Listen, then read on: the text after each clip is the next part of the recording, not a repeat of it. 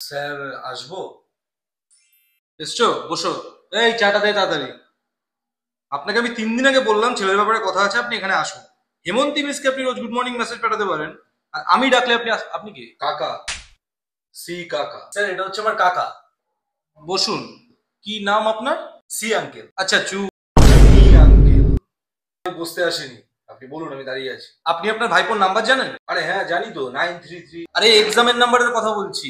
আর ওটা দাদা কোনোদিনও সত্যি কথা বলেইনি, সবসময় 20-25 নাম্বার বাড়িয়েই বলেছে। কি বল? এবার আর 25-30 নাম্বার বাড়িয়েও কোনো লাভ নেই। আর নাম্বারটা মাইনাসের খাতায়, যদি শূন্যও পেতো তাহলেও 25 বাড়িয়ে দিলে হতো। এবার মাইনাসের খাতায়। এসব ছেলেপেলের ভবিষ্যৎ অন্ধকার, আমি এখান থেকে বলে দিচ্ছি। তার মধ্যে আপনারা নাকি ওকে গোয়া যাওয়ার পারমিশন দিয়েছেন। আমার কাছে ছুটির লেটার লিখে বলছে ক্যাজুয়াল লিভ। কেন ছুটি চাই জিজ্ঞাসা করতেই বলছে ক্যাজুয়াল লিভ। জিজ্ঞাসা করছেন কেন ভাবুন। আরে হ্যাঁ, আমরাই দিয়েছি। আরে গোয়াতে তো মানুষ আরো আগে যায়, ও তো আরো দেরি করে যাচ্ছে।